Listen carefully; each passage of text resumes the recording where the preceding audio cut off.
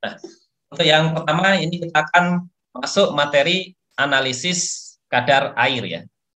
Analisis kadar air yang mana ini merupakan salah satu komponen bahan pangan yang jumlahnya melimpah. Sebagian besar makhluk hidup, sebagian bahan organik, baik dari tanaman maupun dari hewani, ini memiliki kandungan air yang besar.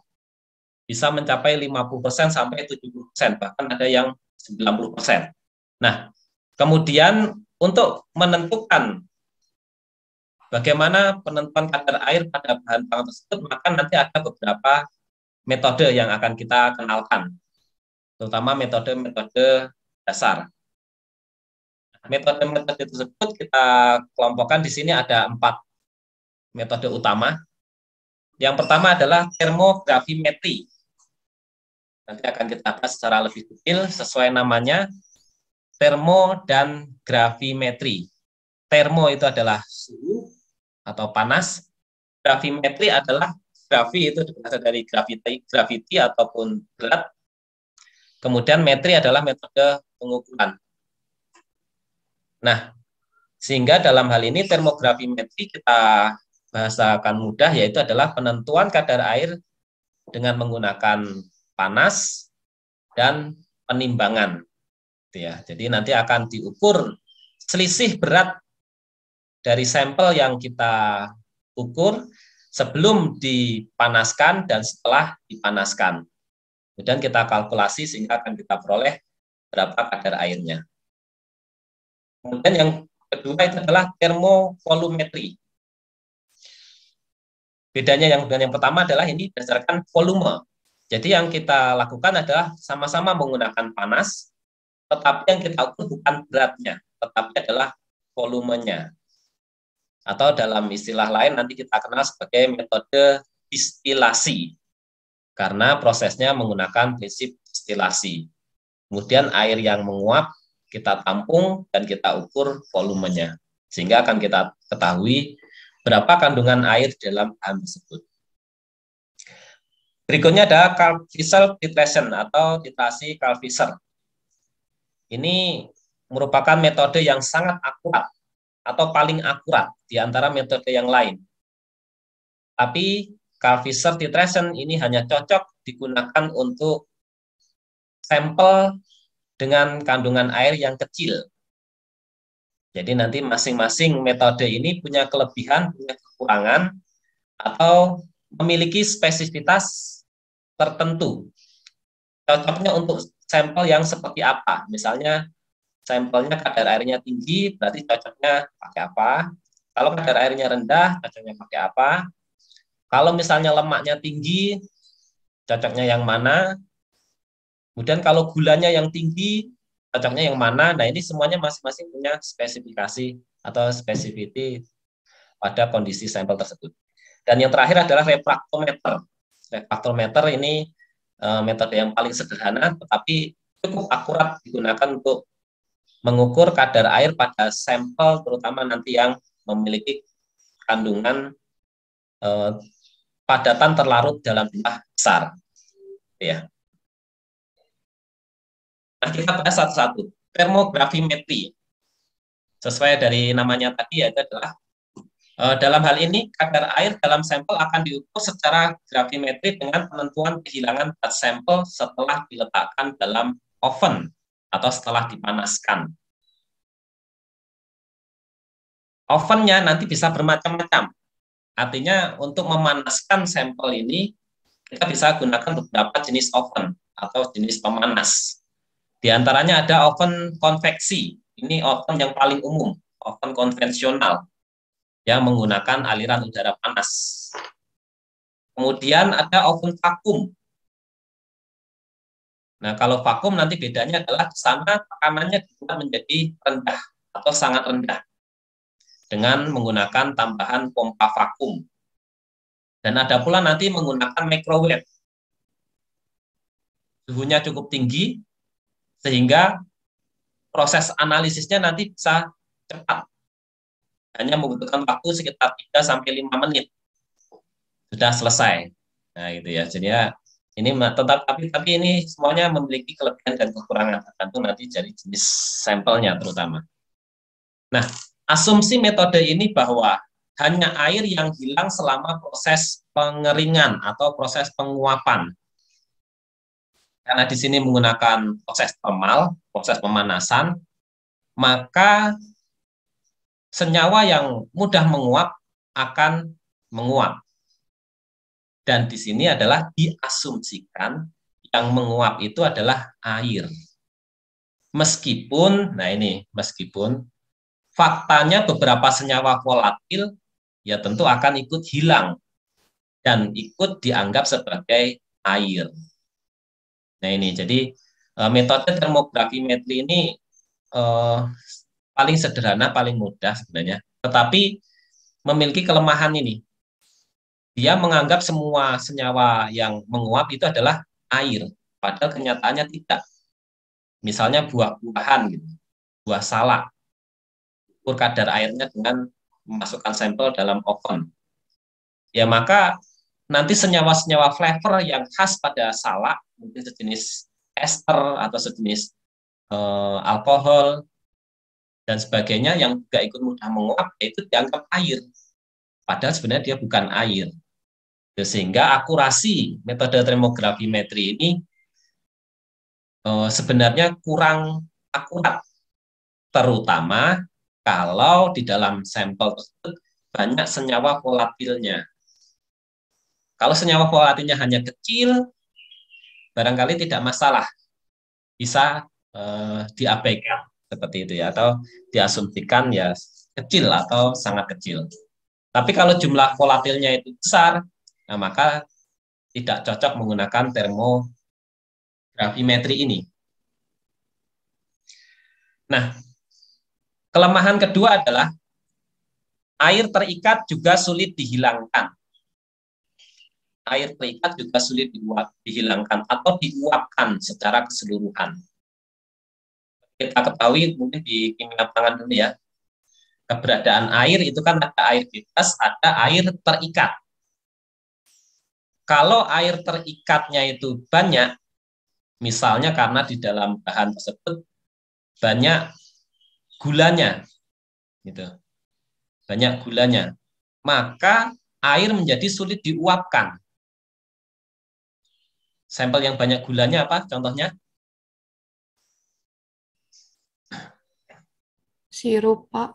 Nah, sirup, madu, nah, itu sirup, madu, apalagi mungkin tebu, nah itu kan banyak gulanya ya. Kemudian umbi bit itu juga banyak gulanya. Nah, maka ketika di sana banyak gula atau banyak senyawa-senyawa yang bisa mengikat air, maka termografimetri ini juga bisa jadi kurang akurat. Karena nanti air yang ada di dalam sampel yang harusnya itu menguap, tapi tidak ikut menguap. Sehingga nanti terbaca seolah-olah kadar airnya kecil, padahal aslinya besar. Itu seperti misalnya pada sirup tadi ya, sirup itu kan kadar airnya besar. Tapi kalau misalnya adik-adik ukur dengan termografimetri, maka ya sirup pasti akan terbaca kadar airnya kecil. Padahal kadar airnya bisa jadi mungkin sampai 60% atau 70%. Tuh. Tapi kalau pakai metode ini bisa jadi yang terbaca hanya 40% gitu. Maka menjadi tidak akurat. Sehingga termografimetri ini cocoknya adalah pertama, sampel tidak banyak mengandung senyawa volatil. Yang kedua adalah sampel tidak banyak mengandung gula. Cocok untuk diterapkan atau digunakan untuk analisis termografimetri ini. Nah, faktor-faktor yang dapat mempengaruhi weight loss ataupun hilangnya berat ini ada beberapa, sehingga nanti dalam preparasi sampel, nah ini perlu diperhatikan hal-hal berikut, faktor-faktor berikut. Kita punya sampel misalnya beras. beras ya. Beras kan bentuknya butiran ya. Nah, sebelum kita analisis dengan termografimetri, maka beras perlu kita lakukan preparasi untuk menyeragamkan atau untuk memenuhi syarat-syarat berikut sehingga weight loss itu bisa sesuai dengan yang dikehendaki atau yang diharapkan. Yang pertama adalah ukuran partikel. Ukuran partikel ini makin kecil makin bagus. Artinya makin luas permukaan partikel atau karena makin kecil kan berarti permukaannya nanti makin banyak ya. Maka proses penguapan akan berjalan lebih cepat. Sehingga ya diharapkan sampel-sampel untuk termografimetri ini dibuat menjadi bubuk atau digerus terlebih dahulu. Menjadi bubuk atau menjadi tepung. Seperti itu. Sehingga nanti ukurannya menjadi seragam dan proses penguapannya menjadi lebih cepat. Kemudian yang berikutnya adalah berat sampel. Jumlah sampel yang kita analisis itu harus kita sesuaikan. Harus diseragamkan. Dalam hal ini nanti bisa 3 sampai 10 gram. Rentangnya cukup tinggi ya, 3 sampai 10 gram. Nah, kalau analisis misalnya sampel pertama itu kita tetapkan 5 gram, berarti nanti sampel yang lain juga harus 5 gram. Karena kalau tidak seragam 5 gram, bisa jadi nanti akan berpengaruh pada weight loss ini ataupun proses penguapan air itu. Kemudian jenis tempat sampel yang digunakan. Jenis tempat sampel. Tempat sampel yang digunakan umumnya menggunakan botol kaca atau cawan porselin. Artinya harus kita gunakan bahan-bahan yang sifatnya inert atau tidak mudah bereaksi ya dengan komponen-komponen yang ada di dalam bahan. Yaitu biasanya adalah kalau tidak botol kaca, bisa gunakan adalah cawan porselin. Jangan menggunakan misalnya sejenis melamin gitu ya, karena beberapa melamin itu tidak tahan panas. Dan yang berikutnya adalah suhu oven. Suhu oven ini juga berpengaruh. Karena kalau ovennya itu misalnya suhunya terlalu rendah, maka proses penguapan menjadi sangat lama. Dan bisa jadi air yang ada di bagian tengah sampel itu tidak bisa keluar karena suhunya terlalu rendah. Dan juga tidak boleh terlalu tinggi, karena kalau terlalu tinggi bisa jadi nanti sampelnya gosong, hingga sampelnya rusak. Atau bisa juga mengalami yang namanya case hardening. Pernah mendengar istilah case hardening? Apa itu case hardening? Masih ingat?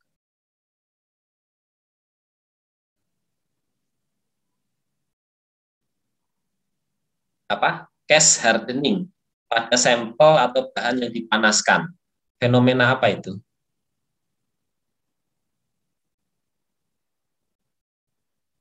Apa? Berani jawab. Kalau tidak ada, berarti saya tunjuk.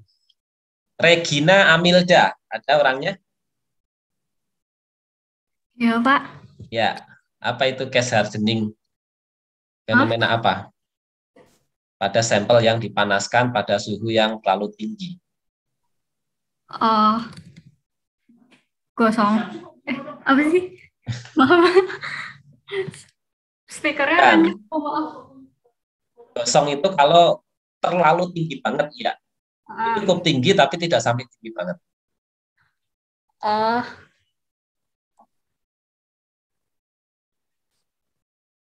bentar. Case hardening.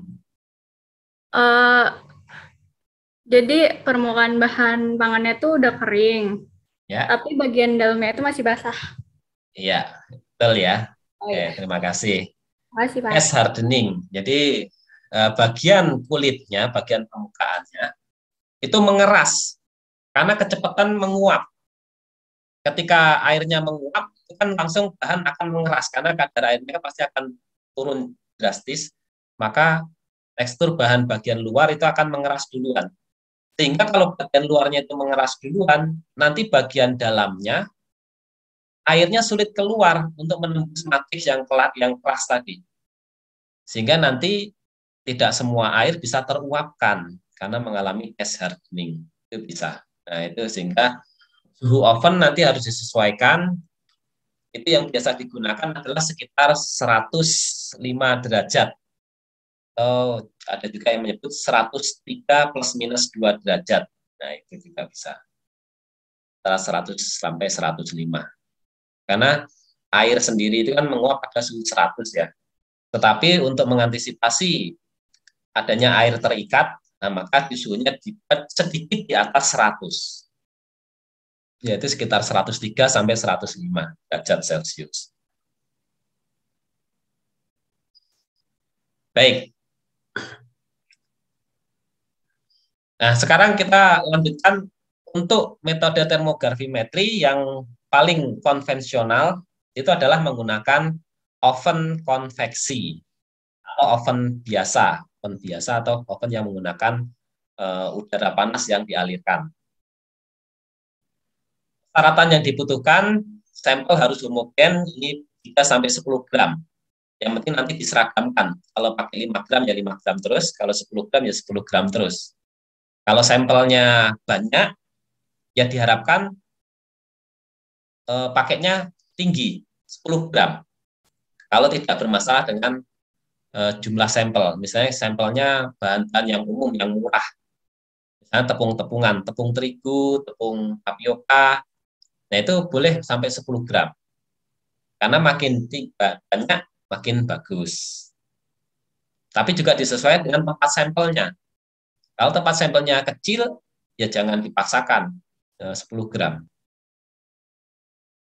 Kemudian temperatur dijaga 103 plus minus 2 derajat Celcius. Tempat sampel bisa menggunakan stainless, kaca, ataupun porselin yang sifatnya inert. Kemudian desikator ini merupakan alat untuk apa?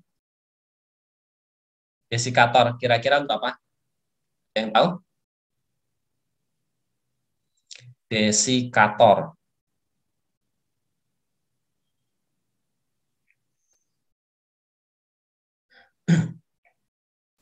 Desikator, oke, nanti bisa kita lihat. Desikator ini adalah alat untuk mendinginkan sampel yang sudah di oven, yang habis keluar dari oven.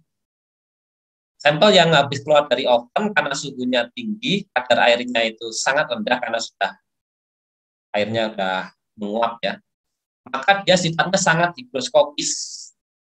Karena sangat higroskopis, maka sampel yang habis keluar dari oven harus diletakkan dulu dalam desikator sampai dingin. Karena kalau kondisi sampel masih panas, dia akan mudah mengikat atau menyerap uap air dari lingkungan. Dari udara ini kan banyak air ya, maka dia akan segera masuk lagi ke dalam sampel.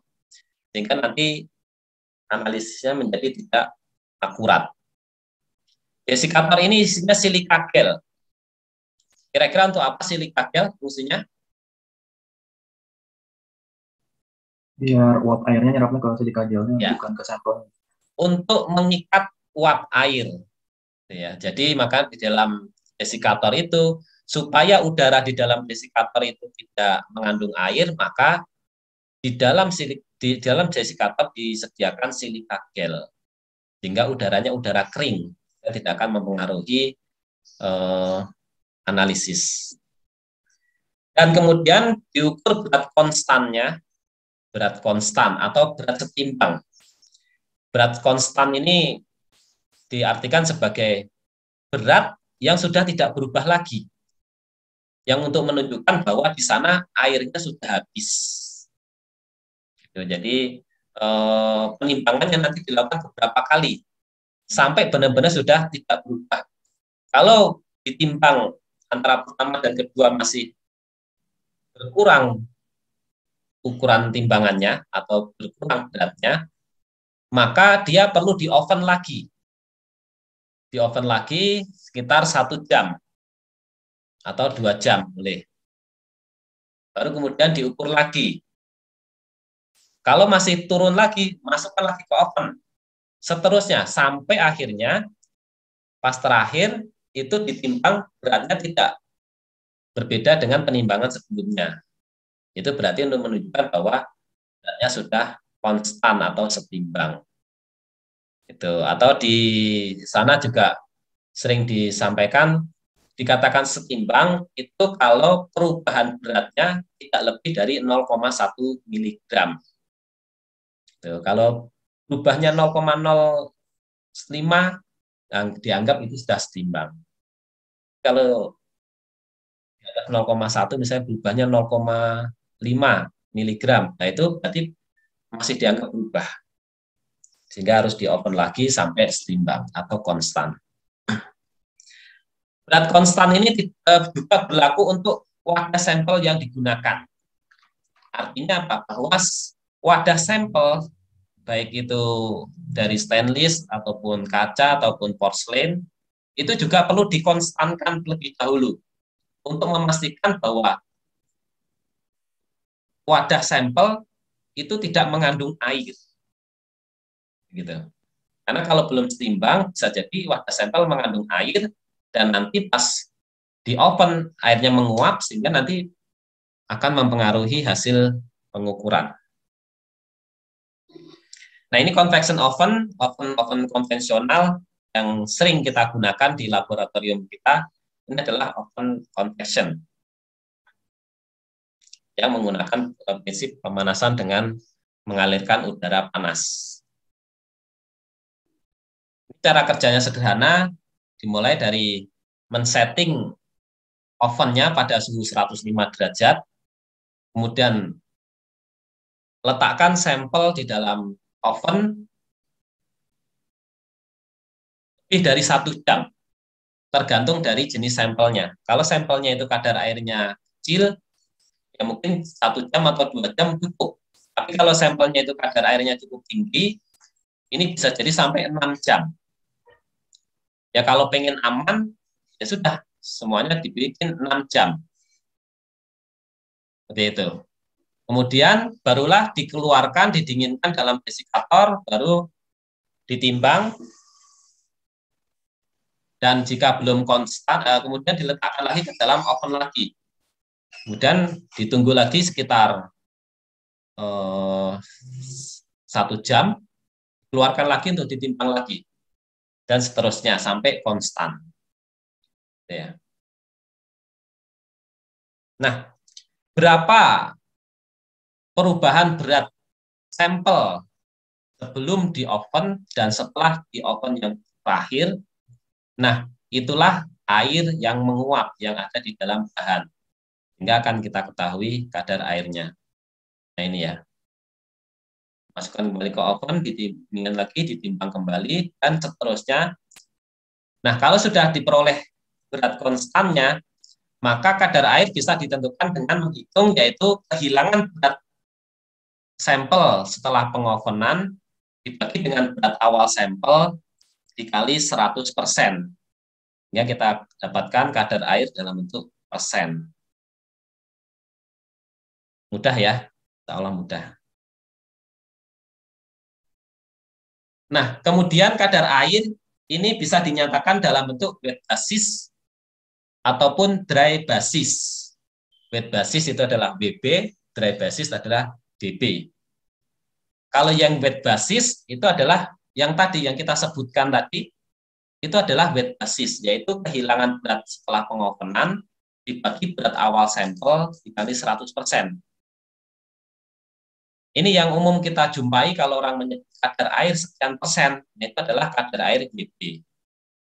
Tapi ada juga yang menyatakan dalam bentuk DB, dry basis, yaitu kehilangan berat sampel setelah pengovenan dibagi dengan berat sampel kering atau berat sampel setelah oven. Beda ya. Kalau yang itu yang di WB tadi kan berat awal sampel, berarti berat sampel waktu masih basah atau masih mengandung air. Tapi kalau yang dry basis ini adalah sampel kering yang sudah airnya dihilangkan. Maka sebutannya adalah dry basis. Nah, pertanyaannya adalah kapan kadar air WB dan DB ini digunakan? Kenapa ada yang sifatnya wet basis dan ada yang dry basis? Kapan digunakan itu? Pada saat kondisi seperti apa?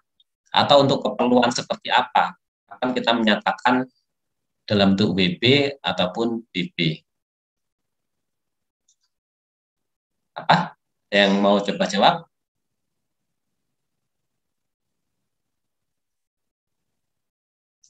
Kalau tidak ada, saya tunjuk.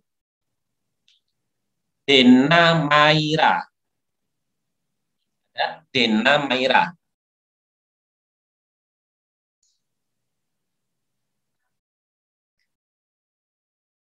Mana? Dena Maira? Iya, Pak.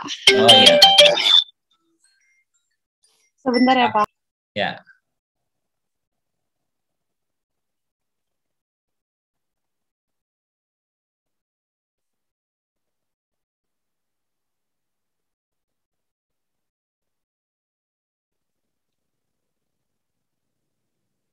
Ya. Mana? Dena Maira?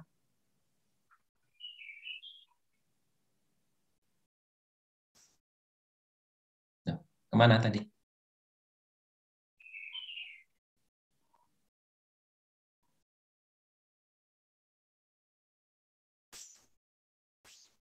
Halo, malah keluar ya, Dena ya? Halo, Pak. Saya di Oh, sini. Halo, sebentar, ya. Pak. Sebentar ya, Pak. Hmm.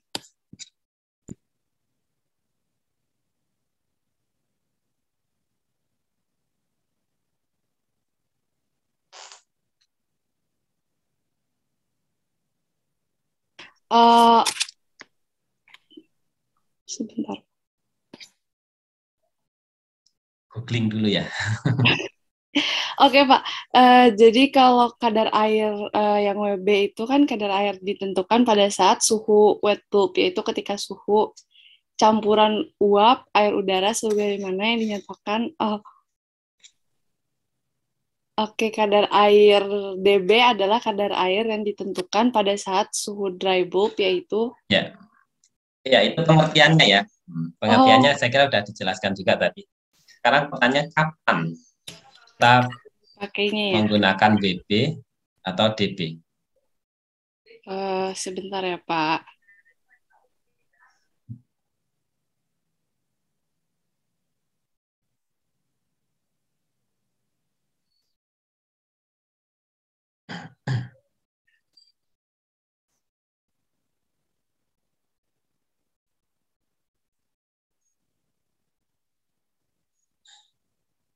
Mungkin yang lain mau coba bantu jawab?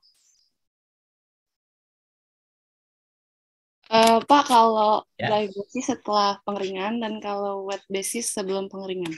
Betul nggak, Pak? Ya, itu bukan. Bukan. Belum.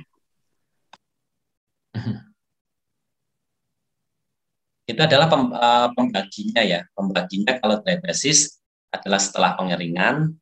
Kalau yang wet basis, pembaginya sampel sebelum pengeringan. Pengertiannya yaitu kapan kita perlu menyatakan dalam bentuk WB dan kapan kita menyatakan dalam bentuk BB. Oke, kita bahas saja. Wet basis ini kan berarti sampel masih mengandung air.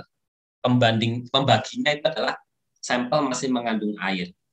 Nah, ini digunakan kalau kita ingin menyatakan kadar air ini, dan kadar air ini tidak dipengaruhi oleh keberadaan senyawa-senyawa lain di dalam sampel. Gitu. Artinya dalam hal ini adalah kalau yang pertama, misalnya kita mau menyatakan kadar air suatu sampel tanpa pembanding. Nah, itu maka kita nyatakan dalam bentuk wet basis. Misalnya adalah untuk keperluan nutrition fact. Nutrition fact, misalnya kita punya produk keripik pisang. Berapa kadar air keripik pisang? Adalah misalnya 10%. Nah, 10% itu adalah dalam bentuk wet basis. Tuh. Artinya tidak ada pembanding sampel lain. Kemudian yang kedua adalah bisa digunakan ada pembanding sampel lain, tapi dengan catatan tadi, keberadaan senyawa-senyawa lain ini tidak akan mempengaruhi kadar air di dalam sampel tersebut. Misalnya adalah untuk keperluan membandingkan kadar air pada beberapa jenis beras. Ada beras merah, beras putih, beras hitam, beras coklat. Nah, itu kita bandingkan masing-masing kadar airnya. Nah, itu biasa kita gunakan wet basis. Nah, kemudian kapan dry basis diperlukan?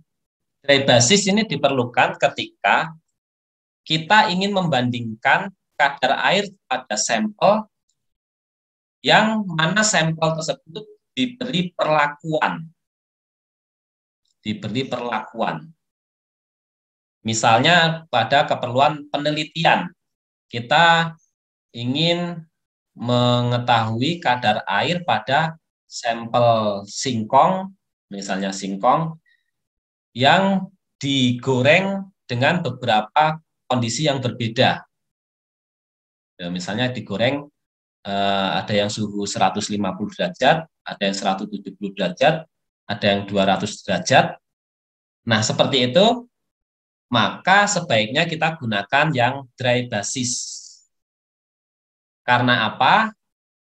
Karena proses perlakuan yang kita berikan itu bisa jadi akan mempengaruhi keberadaan komponen di dalam bahan.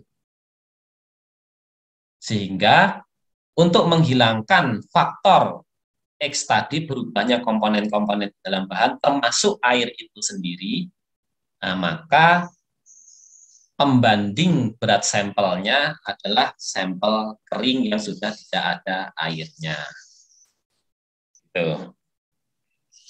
Itu ya. Jadi kalau untuk penelitian yang melakukan beberapa perlakuan, itu kalau mengukur kadar air sebaiknya menggunakan dry basis. Meskipun wet basis pun juga bisa, tapi tadi ada resiko ketika perlakuan yang kita lakukan itu ternyata berpengaruh pada komponen air itu sendiri. Gitu. Bisa dipahami?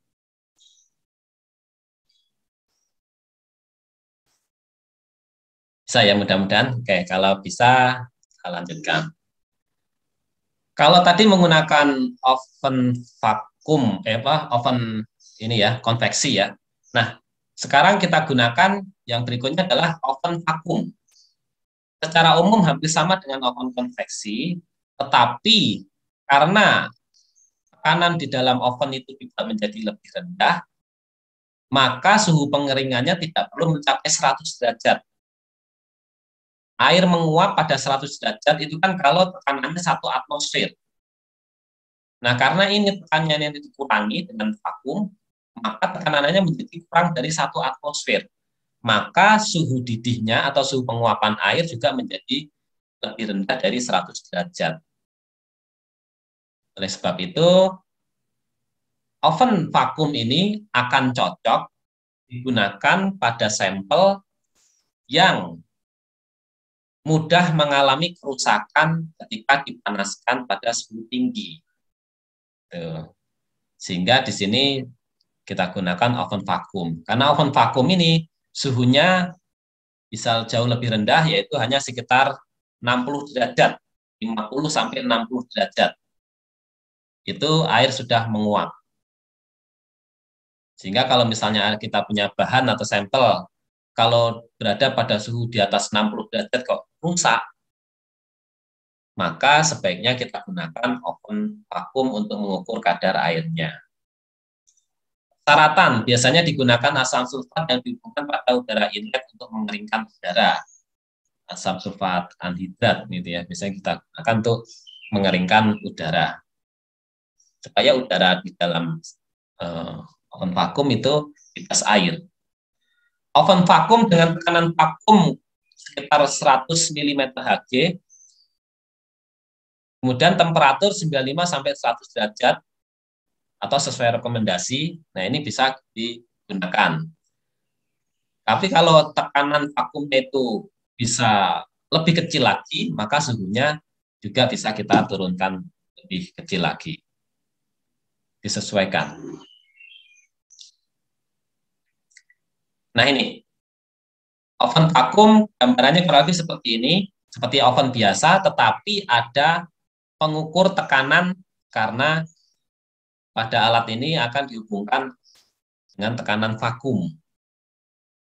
Sehingga nanti akan ketahui berapa tekanan vakumnya, sehingga nanti suhu yang diperlukan juga bisa disesuaikan. Nah, apa kelebihan oven vakum ini? Ya, tadi saya kira sudah disinggung ya. Suhunya lebih rendah, sehingga cocok untuk bahan-bahan yang tidak tahan panas. Oke. Yang berikutnya, penentuan dengan microwave mixture analyzer. Microwave ini suhunya tinggi, sehingga prosesnya akan berjalan lebih cepat. Tetapi bedanya microwave dengan oven itu adalah kalau oven suhu tinggi bisa menyebabkan sampel mengalami case hardening, tapi kalau microwave ini tidak. Karena microwave ini menggunakan gelombang mikro, yang mana gelombang mikro itu bisa menembus sampel sampai kedalaman yang cukup jauh. Sehingga meskipun sampelnya agak tebal, kemudian suhunya tinggi, tapi dia gelombang mikro ini bisa menembus sampel dengan baik. Itulah mungkin kalau ya bagi yang punya alat microwave, yaitu digunakan untuk memanaskan produk-produk atau bahan, misalnya roti, misalnya pizza, dan sebagainya, atau kue, yaitu bisa tanpa membuka kemasannya, gitu ya.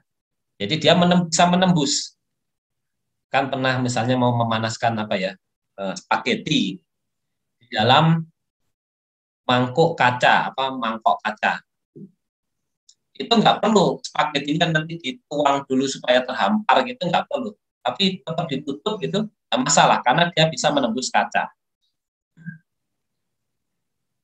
Nah kalau dibuka yang ada malah airnya berkurang karena menguap gitu ya. Nah, dengan instrumen ini dapat menimbang berat sampel sebelum dan sesudah pengeringan dan menghitung kadar air secara otomatis. Nah biasanya alat ini sudah berjalan secara otomatis, sehingga pengoperasiannya mudah dan cepat.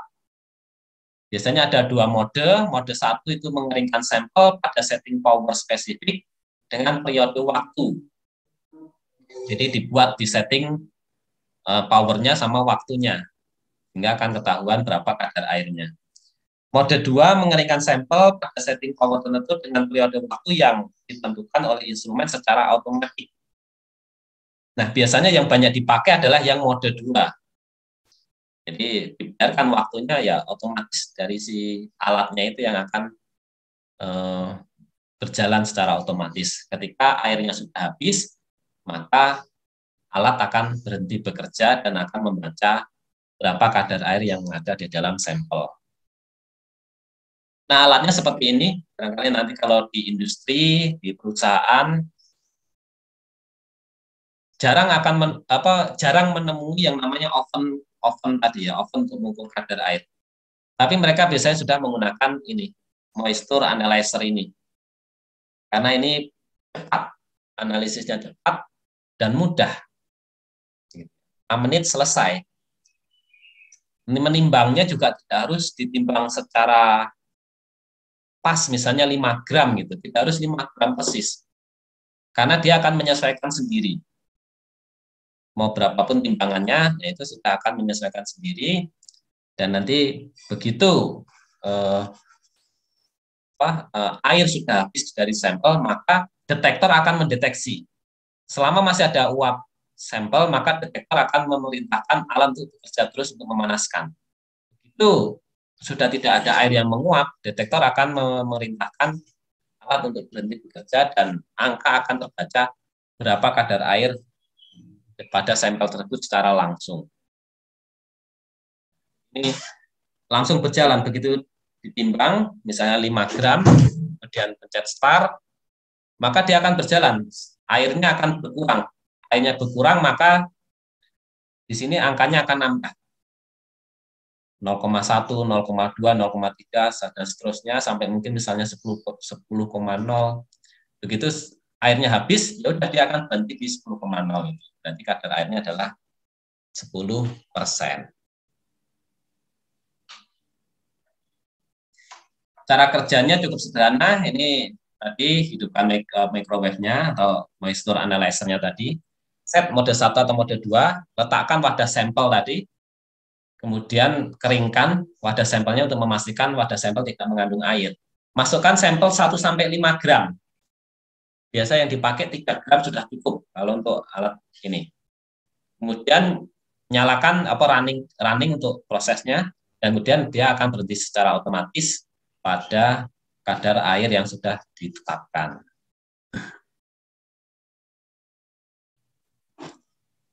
Itu tadi untuk pengukuran kadar air.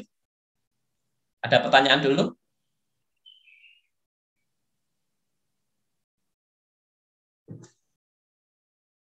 Sebelum masuk contoh soal.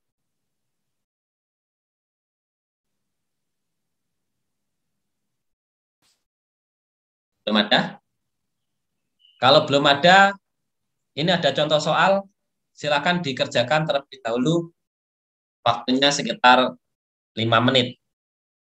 Karena ini mudah ya, pengukuran kadar air. Saya hanya ingin tahu kalian bisa atau tidak menentukan kadar air ini dengan termografimetri, dengan ilustrasi seperti ini. Yaitu akan ditentukan kadar air buah salak secara termografimetri. Untuk itu dilakukan 3 kali ulangan analisis. Masing-masing sampel sebanyak 5 gram ditimbang dan dimasukkan dalam botol timbang. Dan diketahui berat botol timbangnya, berat botol timbang kosong itu 10 gram. Kemudian sampel beserta botol timbangnya dimasukkan ke dalam oven 105 derajat selama 3 jam. Kemudian ditimbang, dan setelah ditimbang dimasukkan lagi ke oven 1 jam lagi, ditimbang kembali sampai 3 kali untuk mencari berat konstannya. Karena masih terjadi penurunan, maka berat sampel dimasukkan lagi secara terus sampai 3 kali, dan kemudian diperolehlah data penimbangan sebagai berikut. Ini sampelnya 5 gram, berat botol kosongnya 10 gram. Hasil penimbangannya adalah seperti ini misalnya. Ulangan 1, penimbangan pertama 13,5, kemudian kedua 13,4, ketiga adalah 13,4. Yang kedua 13,6, 13,4, kemudian 13,5. Ulangan ketiga 13,5, kemudian 13,4 dan 13,4. Pasti kalian akan sedikit bingung, kenapa kok di sini malah naik beratnya yang ulangan kedua. Nah, itu bisa terjadi. Gitu. Idealnya tidak akan terjadi, idealnya. Tapi dalam prakteknya ketika kalian nanti misalnya menganalisis, bisa saja terjadi. Sampel penimbangan ketiga malah lebih berat daripada penimbangan kedua. Artinya seolah-olah kadar airnya malah nambah gitu ya. Yaitu karena faktor human error terjadi. Tapi kalau seperti ini, maka mana yang data yang diambil itu adalah yang penimbangan terkecilnya, yaitu 13,4, bukan 13,5. Karena 13,5 ini adalah sebenarnya data error. Harusnya itu tidak terjadi. Ya, silakan coba dihitung berapa kadar air BB dan DB-nya. Sekitar 5 menit, silakan, hanya untuk latihan soal saja. Tapi saya harapkan tetap dikerjakan supaya kalian bisa mengetahui. Sebenarnya udah bisa belum sih, meskipun soalnya ini sederhana ya.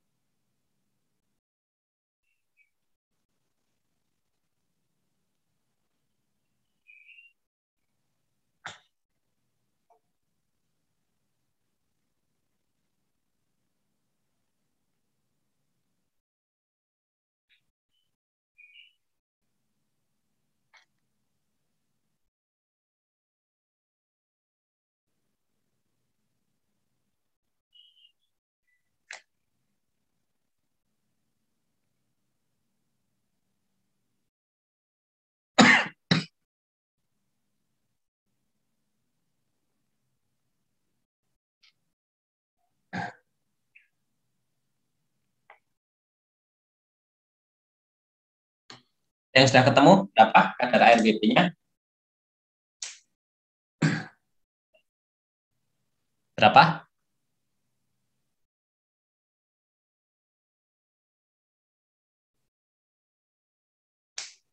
Belum?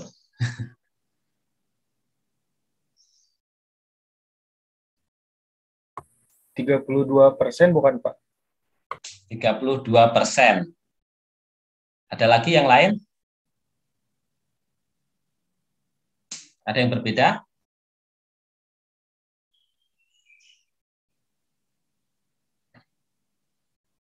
Semuanya dapat 32%? Coba, siapa lagi?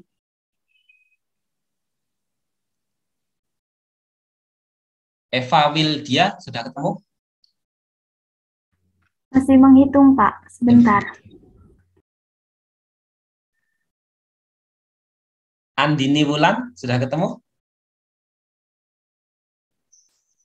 Berapa? 32%, Pak. 32%? Iya, sama. Sama ya? Oke. Baik. Yang sudah ketemu 32%, coba angkat tangan. Oke, sudah banyak ya. Oke, betul ya, 32%. Yang belum dapat 32%, ya silakan coba dicari lagi. Itu DWB-nya. Kalau kadar air DB-nya berapa?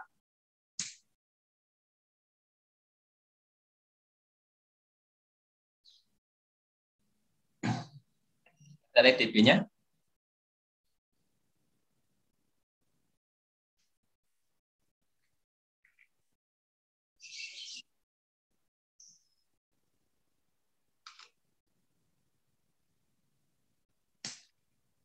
Berapa?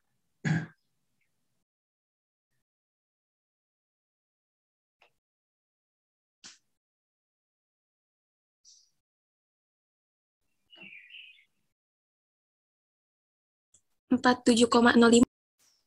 47,05. 47,05. Yang lain bagaimana? Apakah sama? Sama, Pak. Sama, Pak.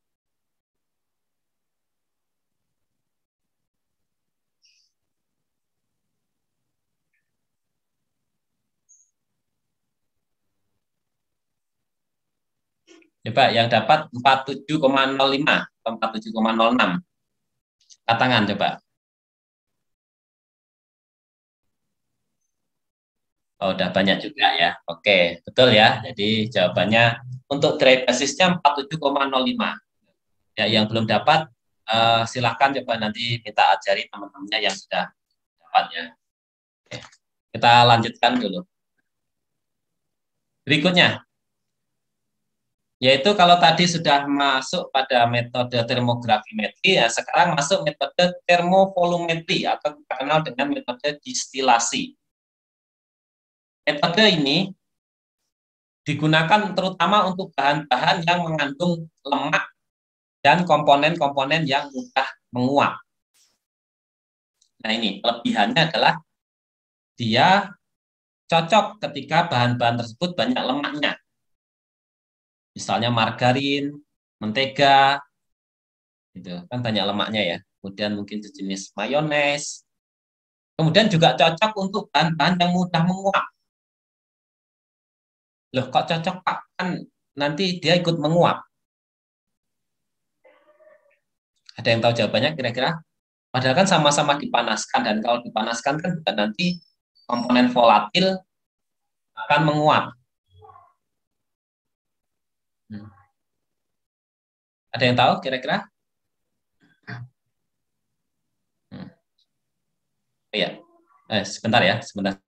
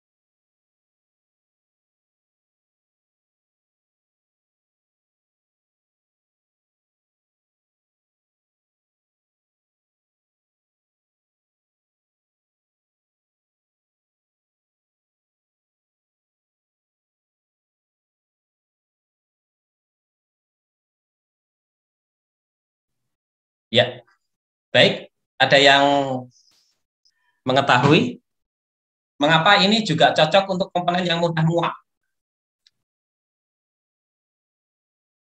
Saya mau jawab? Belum berani. Harus ditunjuk ya. Kalau harus ditunjuk ya coba. Ini ada Manisonia. Manisonia. Iya, Pak. Ya, kira-kira mengapa ini cocok untuk sampel yang banyak komponen volatilnya? Karena komponen volatilnya itu nanti akan menguap, terus nanti akan didestilasi, Pak, jadi turun lagi ke bawah, nggak menguap ke udara. Oke, ya. Jadi dia nanti akan menguap, kemudian akan dikondensasi ya, dikondensasi atau menjadi cair. Nah, kemudian di sini nanti antara air dan komponen-komponen volatil itu nanti bisa terpisahkan. Karena apa? Di sini nanti menggunakan pelarut immiscible. Nah, ini lihat. Lemak diekstraksi dengan pelarut organik terlebih dahulu, biasanya seperti itu. Kemudian air digunakan dengan cara destilasi azeotropi kontinu dengan menggunakan pelarut immiscible. Nah, ini.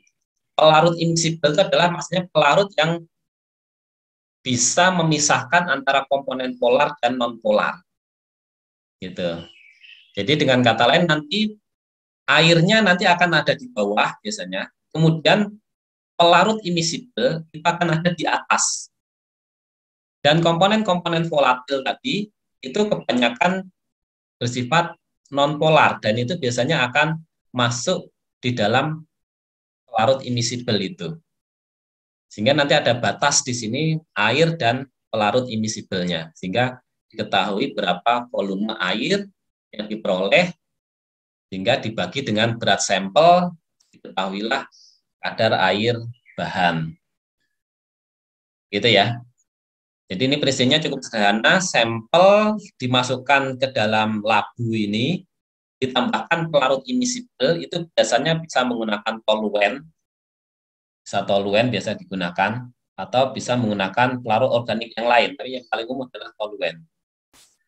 Kemudian ini dipanaskan, maka dia akan menguap air bersama senyawa volatil, sama pelarutnya tadi, itu akan menguap.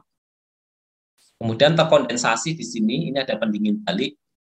Karena terkondensasi, dia akan netes ke bawah dan ditampung oleh pipa di sini yang ada skala ukurannya. Dan air nanti akan ada di bawah, pelarut toluen ada di atas. Nah, ini batas di sini berapa skalanya, nah itulah kadar airnya atau jumlah kandungan air dalam bahan. Nah, ini juga cocok untuk lemak. Karena apa? Nanti lemak akan juga terlarut bersama toluen, bersama pelarut immiscible. Karena lemak itu tergolong non-polar, jadi juga akan terpisah dari airnya. Gitu ya. Bisa dipahami?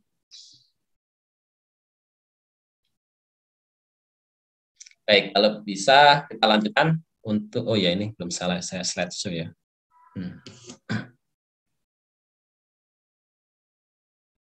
Berikutnya adalah yang metode ketiga, yaitu adalah titrasi Karl-Fischer. Yang saya sebutkan tadi, ini paling akurat. Tetapi hanya cocok untuk yang kadar airnya rendah. Yaitu biasanya kalau kurang dari 1%. Meskipun bisa ya, sampai 5% itu masih bisa. Tapi akan lebih akurat lagi kalau kurang dari 1%. Metode ini khusus untuk sampel dengan kandungan gula tinggi ataupun protein tinggi. Ini juga bisa. Untuk kandungan gula. Sebenarnya kalau Karl-Fischer ini boleh dibilang ini cocok untuk semua sampel karena ini sangat akurat. Karena pada Karl-Fischer ini menggunakan reaksi di mana reaksi tersebut hanya akan terjadi kalau ada air. Dan reagen Karl-Fischer ini tidak akan bereaksi dengan komponen lain kecuali dengan air, begitu. Atau dia akan bisa bereaksi kalau ada air, begitu ya, bukan bereaksi dengan air ya, tapi kalau ada air.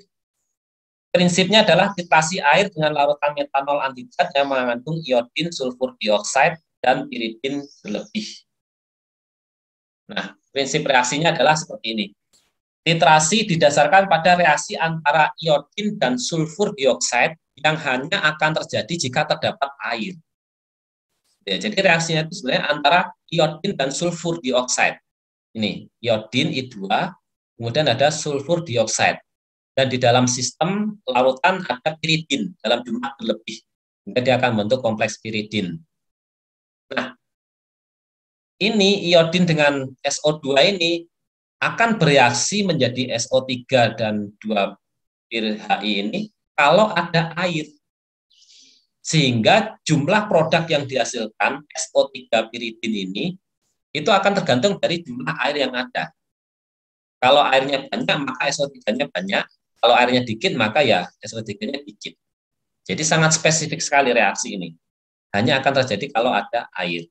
Nah, setelah ini bereaksi menghasilkan SO3 piridin, maka SO3 piridin ini kemudian akan bereaksi lebih lanjut dengan metanol. Nah, ini bereaksi dengan metanol membentuk apa? Metil sulfat anion. Nah, ini metil sulfat anion. Piridin akan selalu ada karena dia berada di dalam sistem larutan ya, jumlahnya berlebih. Nah, ini membentuk metil sulfat anion, produk metil sulfat anion. Nah, berikutnya dari reaksi tampak bahwa setiap molekul air membutuhkan satu molekul I2 untuk stoikiometrinya. Di akhir reaksi, sampel dititrasi dengan reagen Karl-Fischer sampai warna iodin tidak berubah. Yang mana ini mengindikasikan semua air telah bereaksi. Untuk menentukan titik akhir titrasi secara akurat bisa diketahui dengan elektrometrik dengan mencelupkan dua elektroda yang dialiri tegangan kecil secara konstan yang diukur dengan galvanometer. Akhir titrasi ditunjukkan elektrometrik menuju minimum atau 0, yang menunjukkan bahwa air sudah habis. Begitu ya. Jadi untuk mengukur kapan reaksi atau titrasi itu dihentikan, itu perlu tambahan alat galvanometer ini. Karena kan galvanometer itu elektrodanya itu bisa mengalirkan listrik ketika di sana ada air. Kalau airnya sudah habis, maka galvanometer tidak akan mengalirkan arus listrik, sehingga nanti akan 0. Nah, kalau sudah 0, berarti air di dalam sampel sudah habis. Berapa volume reagen Karl-Fischer yang digunakan? Nah, ini digunakan untuk menentukan dalam rumusannya. Kadar air ditentukan dengan ini, M dikurangi B dikali dengan C per 1000 per W dikali faktor pengenceran kali 100. M ini adalah mililiter reagen Karl-Fischer yang digunakan untuk titrasi. B ini adalah mililiter reagen Karl-Fischer untuk titrasi blanko sebagai koreksi ya. Sebagai koreksi, blanko ini sebagai koreksi. Barangkali di dalam reagen-reagen tersebut ada air dalam jumlah yang sangat kecil barangkali sehingga perlu dikoreksi. C ini adalah standarisasi reagen Karl-Fischer yaitu miligram H2O per mililiter reagen Karl-Fischer. Biasanya itu adalah sekitar 5 miligram H2O per mililiter reagen. W adalah berat sampel dalam bentuk gram, Fp adalah faktor pengenceran. 1000 ini untuk membuat dari gram menjadi miligram. Sampai sini, barangkali ada pertanyaan untuk reagen Karl-Fischer atau titrasi Karl-Fischer. Bisa dipahami?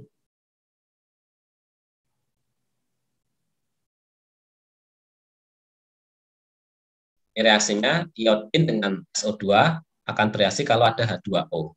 Kemudian membentuk SO3 piridin. SO3 piridin akan bereaksi dengan metanol membentuk metil sulfat anion. Nah, reaksi ini akan terbentuk kalau ada air. Lama ada air, maka reaksi akan berlangsung. Kalau airnya sudah habis, maka reaksi terhenti. Untuk mengetahui kapan berhentinya, gunakan galvanometer untuk mengukur aliran arus listrik yang bisa dialirkan. Kalau sudah tidak ada H2O, berarti listrik tidak bisa dialirkan dan titrasi dihentikan. Dan berapa reagen Karl-Fischer yang digunakan untuk titrasi, ini digunakan untuk menentukan kandungan air dengan rumusan berikut ini. Cukup jelas? Kalau cukup jelas, tidak ada pertanyaan, kita lanjutkan. Ini contoh ya, saya kira bisa kita lewat saja dulu, karena masih ada yang kadar abu nantinya. Nah, yang terakhir adalah penentuan dengan refraktometer. Refraktometer alatnya seperti ini, sederhana. Sampel nanti akan diteteskan pada kaca meletakkan sampel ini, diteteskan di sini. Tentunya kalau ini adalah cocok untuk sampel yang bentuknya cair, seperti madu, sirup, kemudian mungkin jus, kemudian apalagi misalnya sampel cair. Refraktometer adalah alat yang dapat kita gunakan untuk mengukur kadar air dalam suatu zat atau cairan. Cocok untuk bahan dengan kandungan padatan pelarut yang tinggi. Contohnya adalah tadi madu, sirup, nira, nah itu ya, cocok ya. Diperlukan konversi dari pengamatan refraktometer, karena refraktometer nanti yang terbaca adalah derajat Briggs ataupun indeks bias. Dari Briggs ataupun indeks bias kita konversi ke kadar air dengan menggunakan kurva standar. Kurva standar itu kita buat misalnya sampel yang sudah kita ketahui konsentrasi airnya, kemudian diukur derajat Briggs-nya, hingga akan kita dapatkan kurva standar dengan berbagai macam konsentrasi itu. Kalau sudah ketemu, maka kita perolehlah berapa derajat Briggs pada sampel, masukkan dalam persamaan regresi linearnya itu, maka akan kita perolehlah berapa kadar airnya. Gitu ya. Cukup sederhana, tinggal dibuat dulu kurva standarnya. Kurva standar sekali bikin bisa digunakan untuk berkali-kali. Dan kalau udah ini sangat praktis, hanya butuh waktu nggak nyampe semenit. Ya, karena begitu diteteskan, kemudian ditawang, berapa derajat Briggs-nya, nah kemudian tinggal dimasukkan dalam rumusan persamaan regresi linear dari kurva standarnya itu. Ya, kita perolehlah berapa kadar air pada madu, nira, ataupun sirup. Baik, sampai sini. Barangkali ada pertanyaan?